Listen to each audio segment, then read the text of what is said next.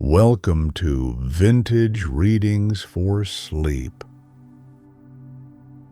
Tonight's reading comes from a public domain magazine published in the early 20th century. These classic essays and stories are gently told to help you unwind, slow your thoughts, and drift toward rest. Settle in. Let the words soothe you. Tonight's reading is titled On Going a Journey by William Hazlitt.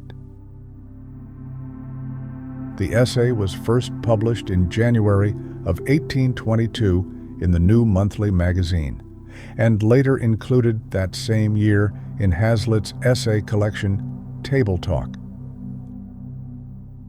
Hazlitt was one of the great English essayists of the Romantic period, a contemporary of Wordsworth and Coleridge, though far more conversational, personal, and psychologically sharp than many of his peers.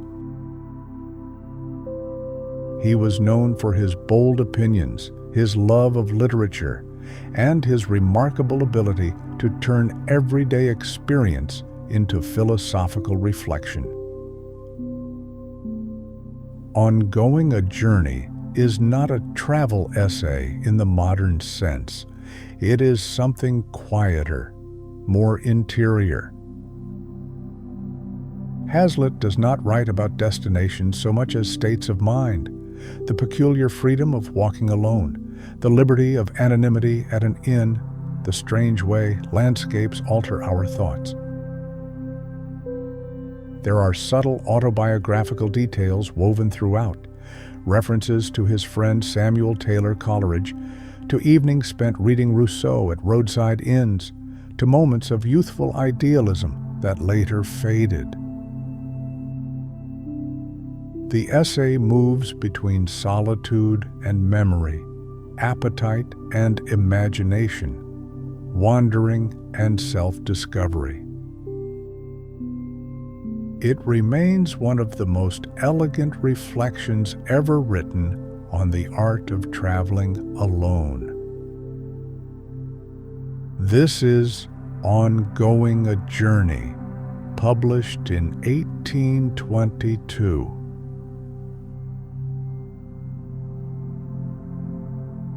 One of the pleasantest things in the world is going a journey, but I like to go by myself. I can enjoy society in a room, but out of doors, nature is company enough for me. I am then never less alone than when alone.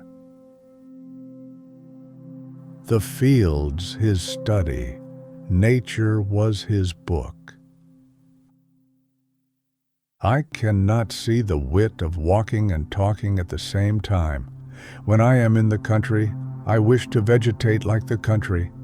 I am not for criticizing hedgerows and black cattle. I go out of town in order to forget the town and all that is in it. There are those who for this purpose go to watering places and carry the metropolis with them. I like more elbow room and fewer encumbrances. I like solitude when I give myself up to it, for the sake of solitude. Nor do I ask for a friend in my retreat, whom I may whisper, solitude is sweet. The soul of a journey is liberty, perfect liberty, to think, feel, do, just as one pleases. We go a journey chiefly to be free of all impediments and of all inconveniences, to leave ourselves behind, much more to get rid of others. It is because I want a little breathing space to muse on indifferent matters, where contemplation may plume her feathers and let grow her wings, that in the various bustle of resort were all too ruffled and sometimes impaired, that I absent myself from the town for a while, without feeling at a loss the moment I am left by myself. instead of a friend in a post-chaise or in a tilbury to exchange good things with and vary the same stale topics over again. For once, let me have a truce with impertinence.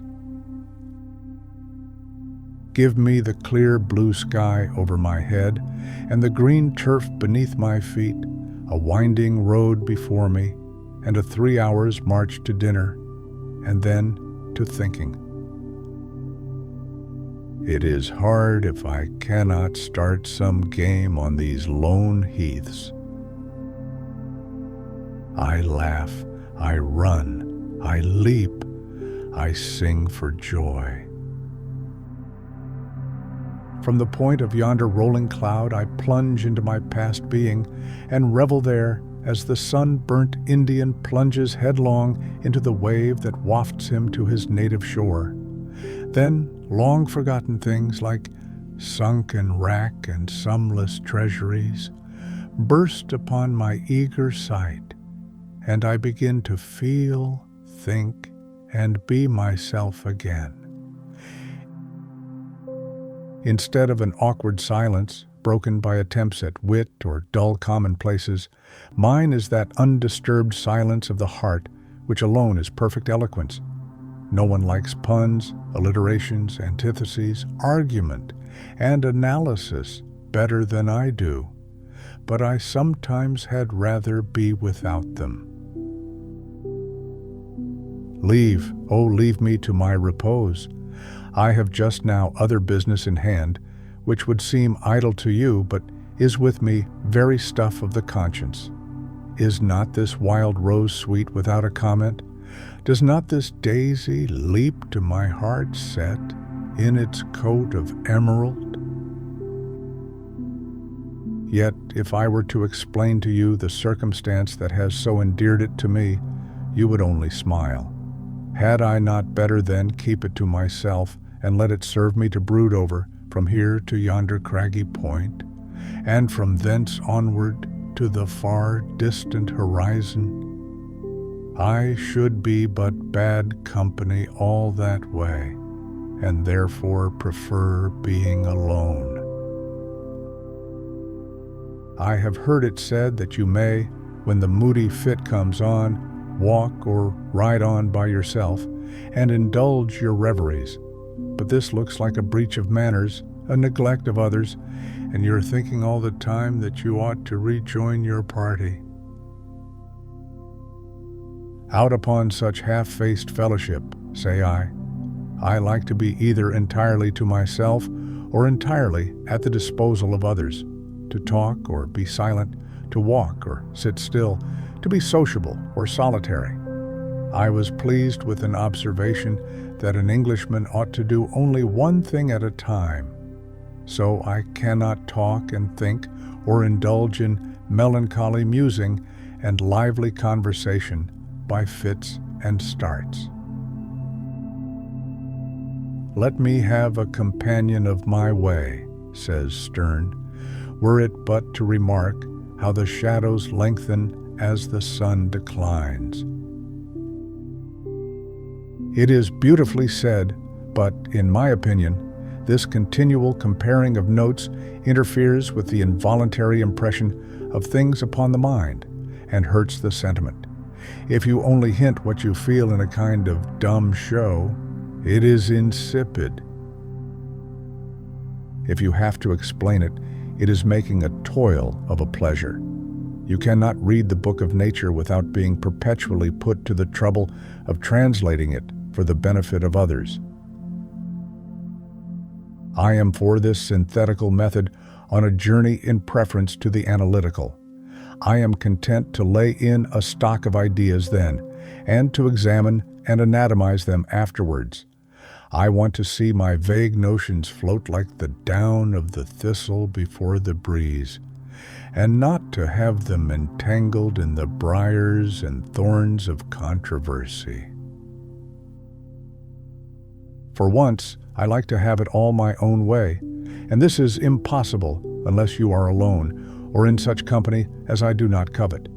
I have no objection to argue a point with anyone for 20 miles of measured road. but not for pleasure.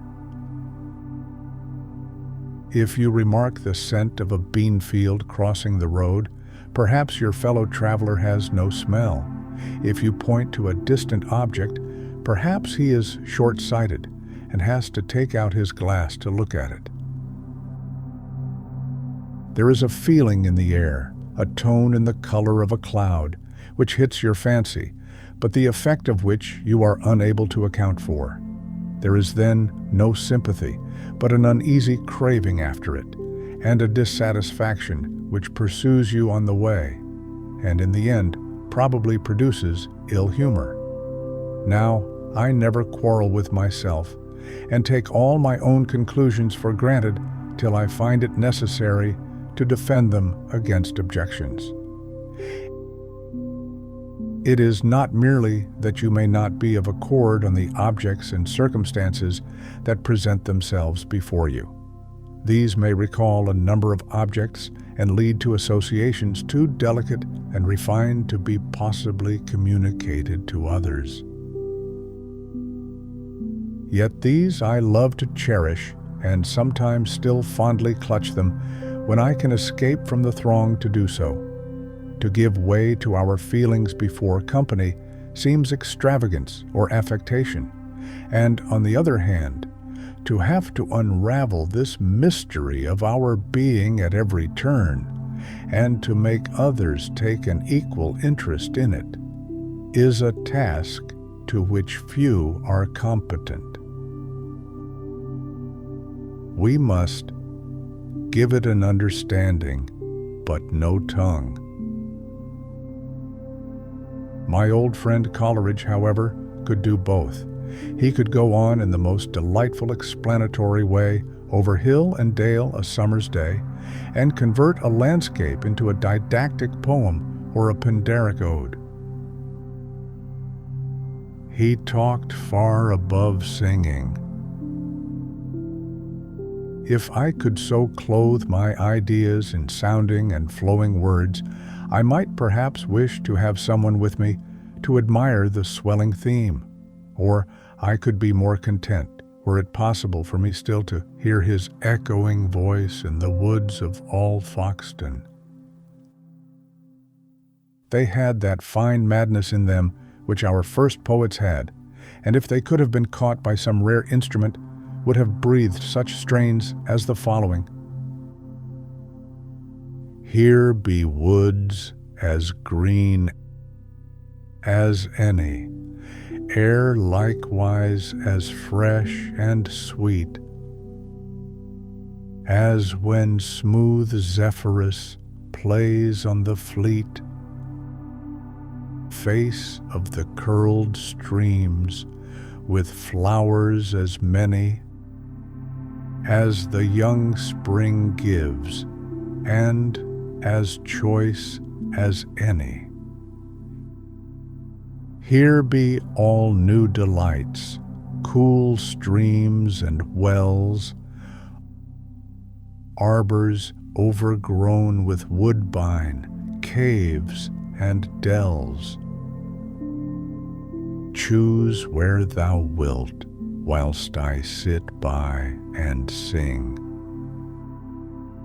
Or gather rushes to make many a ring for thy long fingers, tell thee tales of love. How the pale Phoebe, hunting in a grove, first saw the boy Endymion, from whose eyes she took eternal fire that never dies. How she conveyed him softly in a sleep, his temples bound with poppy, to the steep head of old Latmos, where she stoops each night, gilding the mountain with her brother's light, to kiss her sweetest. Had I words and images at command like these, I would attempt to wake the thoughts that lie slumbering on golden ridges in the evening clouds. But at the sight of nature, my fancy, poor as it is, droops and closes up its leaves like flowers at sunset. I can make nothing out on the spot. I must have time to collect myself. In general, a good thing spoils out-of-door prospects. It should be reserved for table talk. Lamb is, for this reason, I take it, the worst company in the world out of doors, because he is the best within. I grant there is one subject on which it is pleasant to talk on a journey, and that is what one shall have for supper when we get to our inn at night. The open air improves this sort of conversation or friendly altercation by setting a keener edge on appetite. Every mile of the road heightens the flavor of the viands we expect at the end of it. How fine it is to enter some old town, walled and turreted, just at approach of nightfall, or to come to some straggling village with the light streaming through the surrounding gloom, and then, after inquiring for the best entertainment that the place affords, to take one's ease at one's inn. These eventful moments in our lives' history are too precious, too full of solid, heartfelt happiness to be frittered and dribbled away in imperfect sympathy. I would have them all to myself and drain them to the last drop. They will do to talk of or to write about afterwards.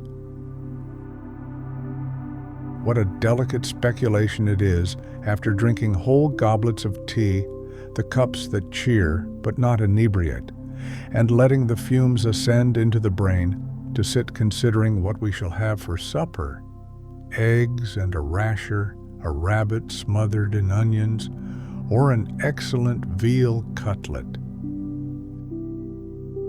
Sancho, in such a situation, once fixed upon cow heel, and his choice, though he could not help it, is not to be disparaged. Then, in the intervals of pictured scenery and Shandean contemplation, to catch the preparation and the stir in the kitchen, getting ready for the gentleman in the parlor. Procul, o procul, este profane. These hours are sacred to silence and to musing, to be treasured up in the memory, and to feed the source of smiling thoughts hereafter. I would not waste them in idle talk, or if I must have the integrity of fancy broken in upon, I would rather it were by a stranger than a friend. A stranger takes his hue and character from the time and place. He is a part of the furniture and costume of an inn. If he is a Quaker, or from the West Riding of Yorkshire, so much the better. I do not even try to sympathize with him, and he breaks no squares. I associate nothing with my traveling companion but present objects and passing events. In his ignorance of me and my affairs, I, in a manner, forget myself. But a friend reminds one of other things, rips up old grievances, and destroys the abstraction of the scene. He comes in ungraciously between us and our imaginary character. Something is dropped in the course of conversation that gives a hint of your profession and pursuits. Or from having someone with you that knows the less sublime portions of your history. It seems that other people do. You are no longer a citizen of the world, but your unhoused free condition is put into circumscription and confine. The incognito of an inn is one of its striking privileges, lord of oneself, uncumbered with a name. Oh, it is great to shake off the trammels of the world and of public opinion, to lose our importunate, tormenting, everlasting personal identity in the elements of nature, and become the creature of the moment, clear of all ties. To hold to the universe only by a dish of sweetbreads, and to owe nothing but the score of the evening, and no longer seeking for applause and meeting with contempt, to be known by no other title than the gentleman in the parlor. One may take one's choice of all characters in this romantic state of uncertainty as to one's real pretensions, and become indefinitely respectable and negatively right-worshipful. We baffle prejudice and disappoint conjecture. And from being so to others, begin to be objects of curiosity and wonder, even to ourselves. We are no more those hackneyed commonplaces that we appear in the world. An inn restores us to the level of nature and quits scores with society. I have certainly spent some enviable hours at inns, sometimes when I have been left entirely to myself and have tried to solve some metaphysical problem. At other times, when there have been pictures in the room, into which I entered at once. And at a little inn on the borders of Wales, where there happened to be hanging some drawings, which I compared triumphantly with the figure of a girl who had ferried me over the Severn, standing up in the boat between me and the twilight. At other times I might mention luxuriating in books with a peculiar interest in this way, as I remember sitting up half the night to read Paul and Virginia, which I picked up at an inn at Bridgewater after being drenched in the rain all day. And at the same place I got through 2 volumes of Camilla. It was on the 10th of April, 1798, that I sat down to a volume of the New Eloise at the inn at Llangollen, over a bottle of sherry and a cold chicken. It was my birthday, and I had for the first time come from a place in the neighborhood to visit this delightful spot. The road to Llangollen turns off between Chirk and Wrexham, and on passing a certain point you come all at once upon the valley, which opens like an amphitheater, broad barren hills rising in majestic state on either side, with green upland swells below, and the River Dee babbling over its stony bed in the midst of them. The valley at this time glittered green with sunny showers, and a budding ash tree dipped its tender branches in the chiding stream. How proud, how glad I was to walk along the high road that overlooks the delicious prospect. But besides the prospect which opened beneath my feet, another also opened to my inward sight. A heavenly vision on which were written, in letters large as hope could make them, these 4 words: liberty, genius, love, virtue, which have since faded into the light of common day, or mock my idle gaze. The beautiful is vanished, and returns not. Still I would return some time or other to this enchanted spot, but I would return to it alone. What other self could I find to share that influx of thoughts of regret and delight, the fragments of which I could hardly conjure up to myself, so much have they been broken and defaced. I could stand on some tall rock and overlook the precipice of years that separates me from what I then was. I was at that time going shortly to visit the poet whom I have above named. Where is he now? Not only I myself have changed. The world which was then new to me has become old and incorrigible. Yet will I turn to thee in thought, O sylvan Dee, in joy, in youth and gladness, as thou then wert, and thou shalt always be to me the river of paradise, where I will drink of the waters of life freely. There is hardly anything that shows the short-sightedness or capriciousness of the imagination more than traveling does. With change of place, we change our ideas, nay, our opinions and feelings. We can, by an effort indeed, transport ourselves to old and long-forgotten scenes, and then the picture of the mind revives again. But we forget those that we have just left. It seems that we can think but of one place at a time. The canvas of the fancy is but of a certain extent, and if we paint one set of objects upon it, they immediately efface every other. We cannot enlarge our conceptions, we only shift our point of view. The landscape bears its bosom to the enraptured eye. We take our fill of it, and seem as if we could form no other image of beauty or grandeur. We pass on and think no more of it. The horizon that shuts it from our sight also blots it from our memory like a dream.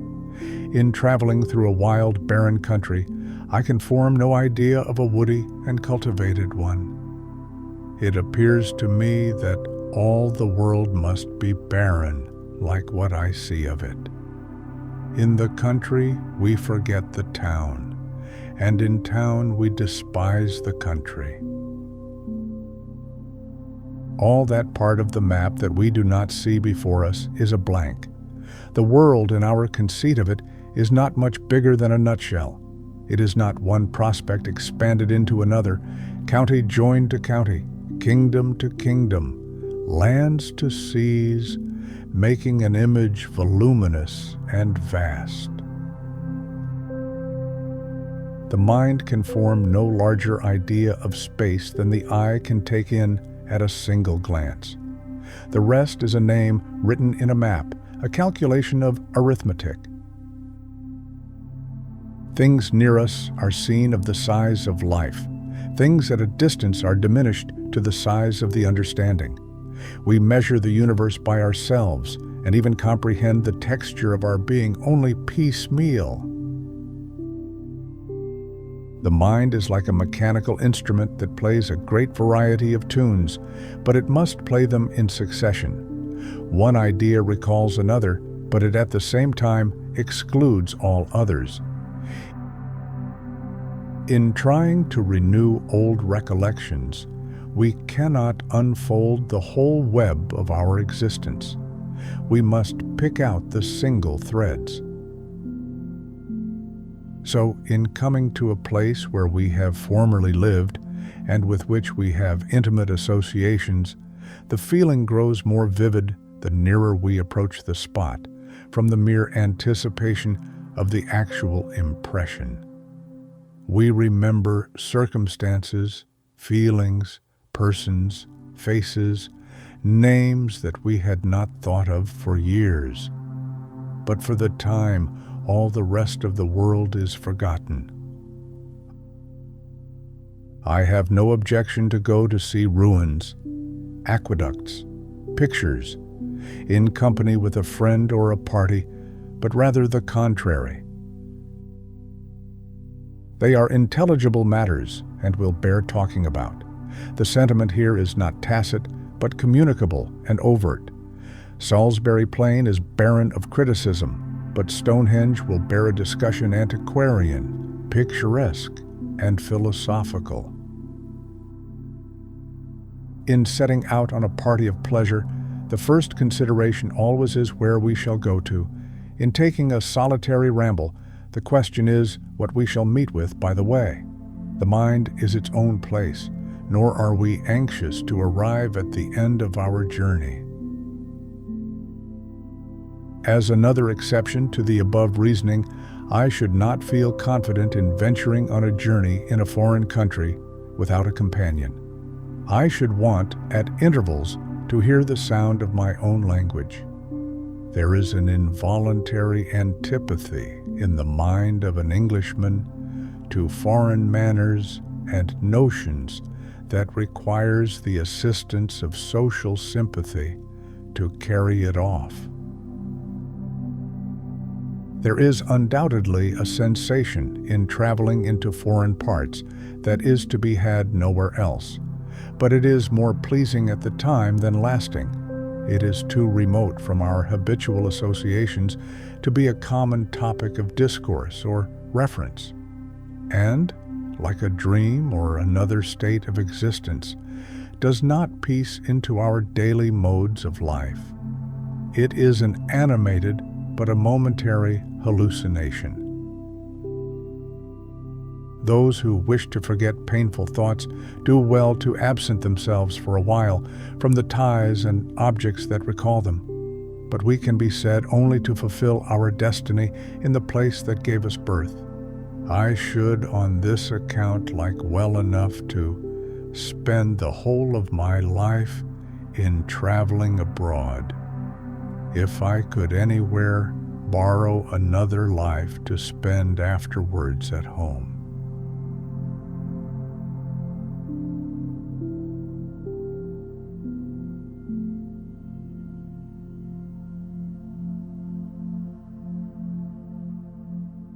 This concludes tonight's reading.